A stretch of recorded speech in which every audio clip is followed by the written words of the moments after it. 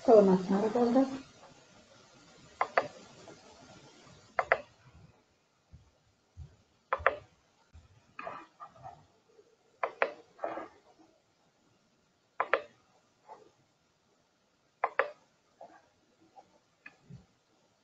Саламатсыңар балдар.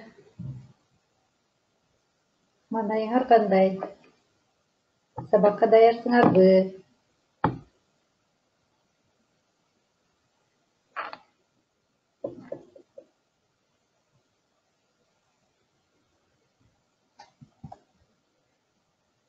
Сабакка даяр болсоңор, сабагыңызды баштайлы балдар. Кутмандуу күнүңөр менен. Мен силерге жакшы маанай каалайм. Сабакта активдүү катышып, көңүлдүү отурабыздар. Бардыгыбыз активдүү иштейбиз.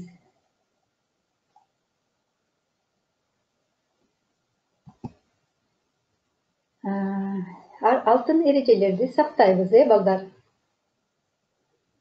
Сабакка даярбыз, окуу куралдарыбыз даяр, сабак учурунда тынч отурабыз, сабакты кунт коюп угабыз, мугалимди, өзүбүздү сыйлайбыз.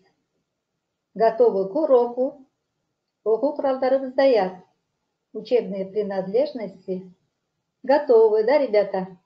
Сабак учурунда тынч отурабыз, во время урока не отвлекаемся, сабакты кунт коюп угабыз. Внимательно слушаем урок. Мугалимди өзүбүздү сыйлайбыз. Уважаем учителя и себя. Да, ребята, вы согласны? Макулсуңарбы? Алтын эрежелерди сактап отурабыз, Рамазан оба дейт. Ага рахмат. Сабактын максаты, балдар. Сабактын максаты менен тааныштырайын силерди. Силердин сүйлөмөчөлөр жөнүндөгү түшүнүктөрүңөр тереңдейт жана бышыктооч жөнүндө маалымат аласыңар. Тапшырмаларды аткаруу менен маанисин ачып көрсөтүп, өз алдынча иштөөгө үйрөнөсүңөр, көнүгөсүңөр. Жаңы сөздөрдү өздөштүрүп, сүйлөшүүдө колдоносуңар, туура, так айтууга көнүгөсүңөр. Ой жүгүртөсүңөр, тилиңер жатыктырасыңар тилиңерди, сөз байлыгыңар өсөт, балдар. Бүгүнкү сабагыбыздын максаты булар. Андай эмесе, дептериңерди даярдап алсаңар, ачып, калем сабыңарды алып, бүгүнкү числону жазып, теманы жазып койгула, балдар. 21 сентябрь, класс иши. Сабактын темасы достук жөнүндө сүйлөшөбүз, балдар. Ал эми сабагыбыздын грамматикасы сүйлөмдүн бышыктоочу. Буга чейин биз силер менен сүйлөмдүн айкындооч мүчөлөрү, аныктооч, толуктооч жөнүндө өттүк. Бүгүн сүйлөмдүн бышыктоочу тууралуу өтөбүз. Башындагы сабактарда сүйлөмдүн баш мүчөлөрүн өттүк, балдар. Жана баяндооч тууралуу. Сүйлөм мүчөлөрү экиге бөлүнөт дегенбиз. Баш мүчөлөр жана айкындооч мүчөлөр. Сүйлөмдүн бышыктоочу бул обстоятельства. Достук дегенди билесиңер, балдар? Достук, дружба. Достук жөнүндө сүйлөшөт экенбиз. Кана азыр болсо эрежесин баардыгыбыз чогуу кайталайлы мисалдары менен. Бышыктооч сүйлөм ичинде баяндооч менен байланышып, кыймыл аракеттин ар кандай кырдаалын билдирет. Кандай, качан, каяктан, кантип, канча, эмне үчүн, эмне себептен, эмне максат менен деген суроолорго жооп берет. Обстоятельства — это второстепенный член предложения, поясняющий сказуемое. Мисалдарды карагыла эмели. Бул бала алдыда кетип бара жатат. Бул бала кайда кетип бара жатат? Алдыда. Кыймыл аракеттин эмнесин көрсөтүп атат? Ордун. Бала кайда кетип бара жаткандыгы жөнүндө билип турабыз, Кайда? Алдыда. Этот мальчик идет впереди. Где идет? Впереди. Бұл анда қандай бышықточ екен? Орун бышықточ. Обстоятельства, место. Кейінгі мисалды оқиыз. Чоң апам бүгін келет. Чоң апам қачан келет? Қачан келет? Бүгін келет. Мезгилди көргөзөт, қачан келерин чоң апасын. Бабушка нас навестит сегодня. Когда? Сегодня. Значит, это обстоятельства времени. Мезгил, бышык, точ екен балдар. Кыймыл аракетин эмнесин билдирди? Мезгилин, качан болоорун. Кийинки мисалды чогуу окуйбуз балдар. Кубангандан менин көзүмө жаш келе түштү. Эмне себептен жаш келе түштү көзүмө? Кубангандан. У меня на глазах слезы выступили. От радости, дейт, От чего? Почему слезы выступили? От радости, деп атат. Бул обстоятельства, причины. Себеп бышыктоочу экен, балдар.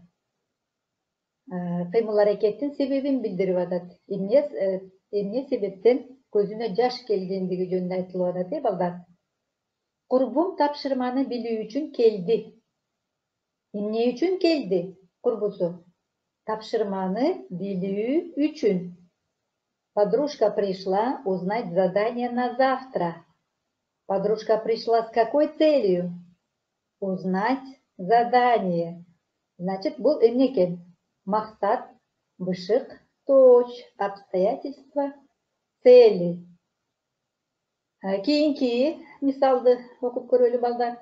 Туристтер жалгыз аяк жол менен чубап бара жатышат. Кантип бара жатышат туристтер? Как? Кантип? Чубап бара жатышат. Туристы идут гуськом по лесной тропе. Значит, как они идут? Гуськом дейт, бул кыймыл аракеттин эмнесин билдирип атат? Кантип сын сыпатын билдирип атат, бул анда сын сыпат бышыктооч болот. Обстоятельства, образа, действия. Как идут? Гуськом идут. Показывает, как они идут. Бул кайсы бышыктооч болот экен? Сын сыпат бышыктооч. Азыр көнүгүү иштеп көрөлү. Окуу китебиңердеги 19-беттеги көнүгүүнү иштейбиз балдар. Төмөнкү чачылган сөздөрдөн сүйлөм түзгүлө дейт. Кана дүкөнгө сатып барып лента алды кыз. Ким? Кана жооп берет. Кандай сүйлөм түзсөк болот? Туура сөздөрдүн орун алмаштырып, туура сүйлөм түзгүлө деп атат. Ким жооп берет? Дүкөнгө сатып барып лента алды кыз дейт. Жооп берчилер жокпу балдар? Анда сүйлөмдүн баарын окуп көрөбүз кана. Ал белек ойлонуп нерсени башка кылды. Чыгышты ырыс достор издеп. Достор бири-бирин ойгонуп сүйүнүп кетишти эртең менен көрүп. Кимиңер жооп бересиңер балдар? Кыз дүкөнгө барып лента алды. Туура, Алия. Кыз дүкөнгө барып сен сатып алды дегенди өткөрбөйсүң, Кыз дүкөнгө барып лента сатып алды. Бирок азаматсың, Алия, туура. Сатып алды. Экинчи сүйлөм. Ал белек ойлонуп нерсени башка кылды. Рамазан. Экинчи сүйлөмгө өттүк. Сеники да туура, Рамазан. Биринчи сүйлөмүң. Экинчи сүйлөмдү ким жооп берет? Ал белек ойлонуп нерсени башка кылды десек. Ал, ана, белек, подарок, ойлонуп, подумав, нерсени, что-то, башка, другое кылды. Белек кылды, это подарила. Да?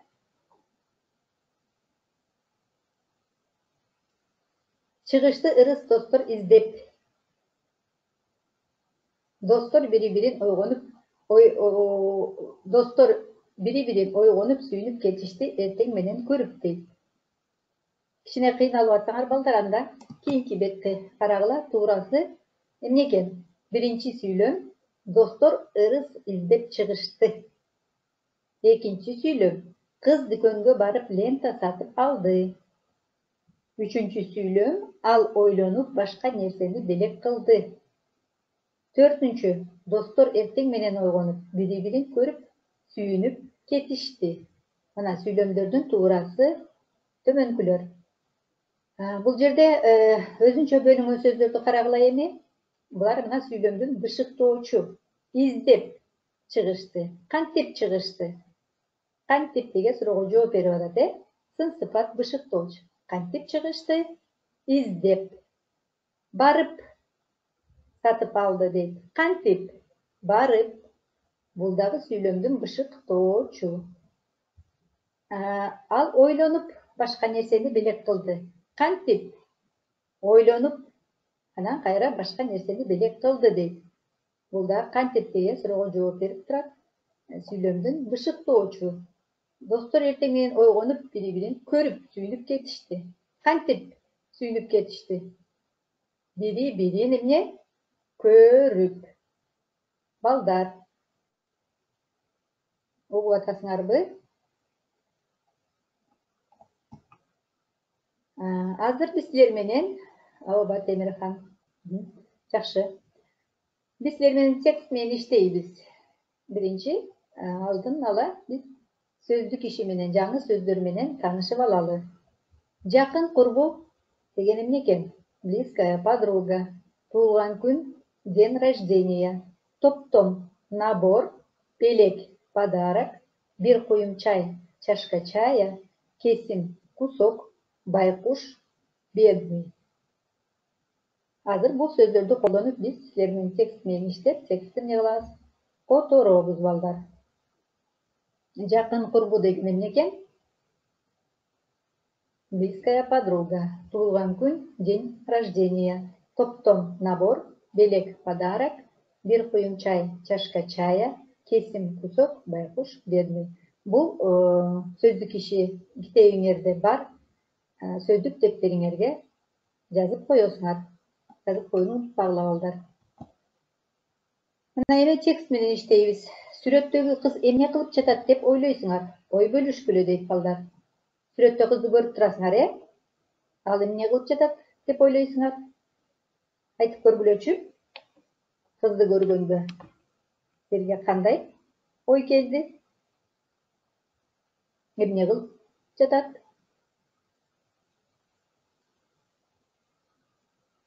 Туулган күнгө барайын деп даярданып турат, Темирхан, туура. Туулган күнгө барайын деп даярданып турат кыз. Дагы кимде кандай ой бар? Темирхан, ооба, дагы туулган күнгө барайын деп ойлонуп турат дейт. Тамак жеп атат дейт. Болуптур, тамак жеп атат. Жакшы. Андан бесе текстти окуп көрөлү, анан түшүнөбүз, Текстти окуп суроолорго жооп бергиле дейт. Чогуу окуйбуз, балдар. Бир кызды эң жакын курбусу туулган күнүнө чакырды. Ал кыз белекке түстүү калемдердин топтомун сатып алды. Калемдер абдан кооз экен. Кыз аларды карап отуруп, өзүнө калтыргысы келди. Ал кайра дүкөнгө барып, бул жолу ленталарды тандады. Мындай сонун ленталар курбусунда эле эмес, өзүндө да жок болчу. Ал ойлонуп отуруп, башка нерсени белек кылууну чечти. Кыз кайра дүкөнгө барып, кирпи деген кичинекей крем торт сатып алды. Картон кутудагы крем торт кызга ушунчалык күлкүлүү жана жакшынакай болуп көрүндү. Анда кыз өзүнө бир куюм чай куюп, бир кесим торт кесип алды. Туулган күнгө бара турган убак жакындап калса да, байкуш кыз ашканасында отура берди, дейт, балдар. Эмнени түшүндүңөр? Эмне жөнүндө экен? О чем в тексте говорится? Были две подружки, дейт, Одна позвала подружку к себе на день рождения, дейт. И девочка решила подарить набор цветных карандашей. Калемдер абдан кооз экен дейт. Карандаши были очень красивые, они очень ей понравились, она решила оставить себе. Ал кайра дүкөнгө барды дейт. Она пошла обратно в магазин и решила купить ленты. Мындай сонун ленталар корпусунда эле эмес, өзүндө да жок болчу дейт. Такие красивые ленты ей тоже понравились. И она передумала подарить ленты подружке. Кыз кайра дүкөнгө барып, кирпи деген кичинеге крем топ сатып алды дейт. Она пошла обратно в магазин и купила небольшой тортик, ежик, да? Картон кутудагы крем торт кызга абдан күлкүлүү жана жакшынакай болуп көрүндү дейт. Ей тоже понравилась торт, и она не удержалась и налила себе чай и отрезала кусочек торта и съела. Туулган күнгө бара турган убакыт жакындап калса да, байкуш кыз ашканасында отура берди дейт. Время пришло, но она не стала идти и продолжает сидеть где? На кухне, деп атат, балдар. Бул эки курбу кыз жөнүндөгү текст экен. Азыр эми суроолорго жооп берип көрөлү. Эмне үчүн кыз белектерди берген жок? Кана? Эмне үчүн кыз белектерди берген жок? Силер кандай ойлойсуңар? Ал кандай кыз экен? Эмне үчүн белектерди берген жок? Белектер өзүнө жагып калды, Айгерим. Ага жакты. Кызды мүнөздөп бергиле. Аны жакын курбу десе болобу? Мүнөздөп бергиле дейт. Кандай кыз экен ал? Аны жакын курбу десе болобу? Можно ли считать ее подружкой? Какая она? Айгерим жок. Почему? Эмне үчүн? Кутман жок дедиңер. Эмне үчүн? Эмне үчүн? Ал кандай экен?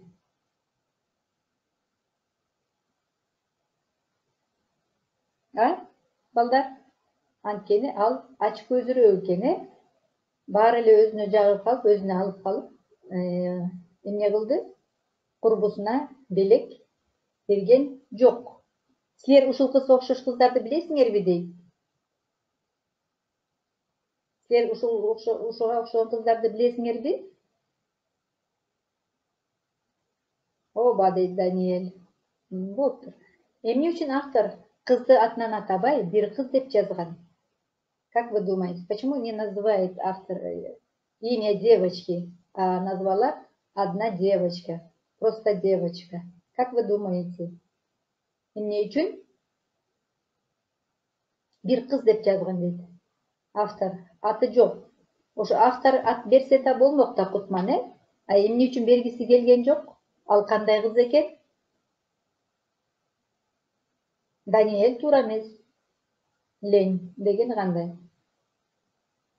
Ач көз кыз дагы, ач көз болгон үчүн аны Рамазан жаман кыз дейт. Ошон үчүн автор эмне? Анткени ал белек досуна бербеди дейт Кутман. Ооба, досуна белек бергиси келген жок, ач көздөнүп өзүнө баарын алып калды. Эмне үчүн аңгеменин аягында автор кызды байкуш дейт? Байкуш дегени кандай? Почему автор называет ее в конце бедной? Почему называет? Вот почему, Рамазан, почему называет бедной автор девочку? Байкуш дейт.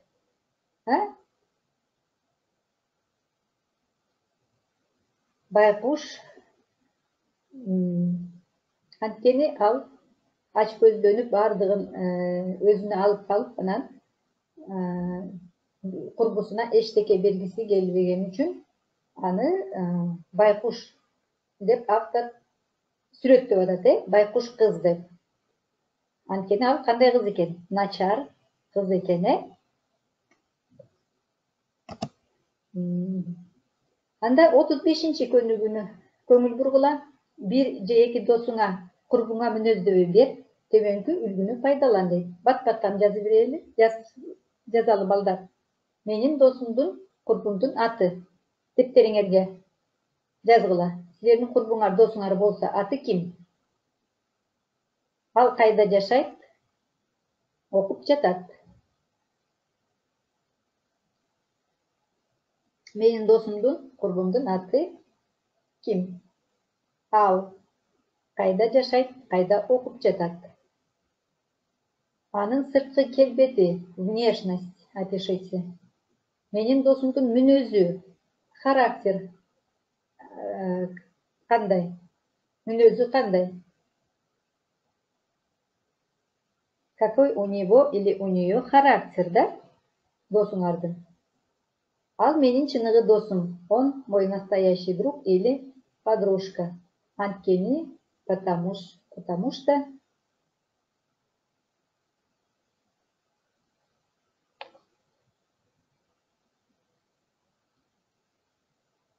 иштеп атасыңарбы балдар? Менин досумдун аты ал мисалы Бишкекте жашайт, мектепте окуп жатат, Анын сырткы келбети, досуңардын, курбуңардын сырткы келбети кандай? Мүнөзү кандай? Какой характер у подружки или друга? Ал менин чыныгы досум. Он мой настоящий друг. Анткени, причину пишите.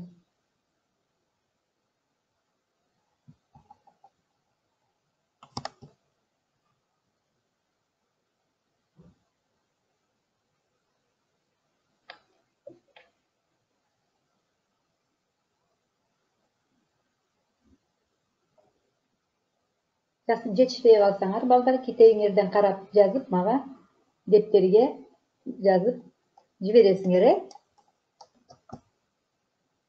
Суроолорго жооп бердик. Азыр эми карагыла балдар. Үй иши силерге ушул достук боюнча макалдарды 38 көнүгүүнү аткарасыңар. Макалдарды окуп, маанисин түшүндүрүп жазып келгиле дейт. Биринчи макал: буюм табылат, дос табылбайт. Ач көздүн өзү тойсо да, көзү тойбойт дейт. Буюм табылат, дос табылбайт. Бул биринчи макал. Ач көздүн өзү тойсо да, көзү тойбойт. Мына бул сүрөттөрдү карагыла. Ушул сүрөттөр боюнча макалдын маанисин ачып берип, макалдарды которуп аткарасыңар. Бул үйгө тапшырма балдар силерге.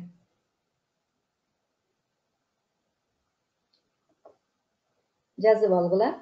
Буюм табылат, дос табылбайт. Ач көздүн өзү тойсо да, көзү тойбойт.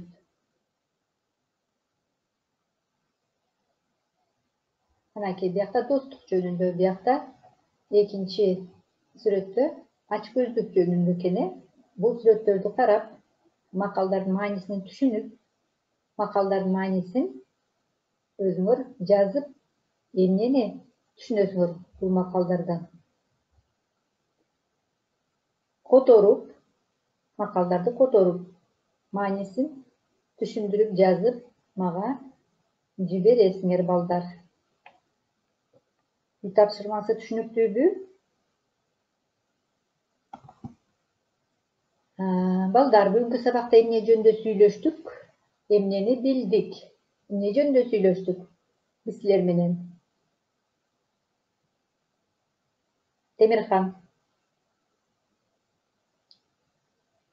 Эмне жөнүндө сүйлөштүк? Достук жөнүндө сүйлөштүк. Сүйлөмдүн бышыктоочун өттүк. Эмнени билдик? Балдар, бышыктооч эмне экенин, ал кандай суроолорго жооп берет? Достук кандай болуш керек экендигин билдик. Достук жөнүндө сүйлөштүк, балдар? Бул суроолорго дагы ойлонуп жооп берүүгө аракет кылгыла. Кыз жөнүндө туура, Темирхан, кыз жөнүндө сүйлөштүк.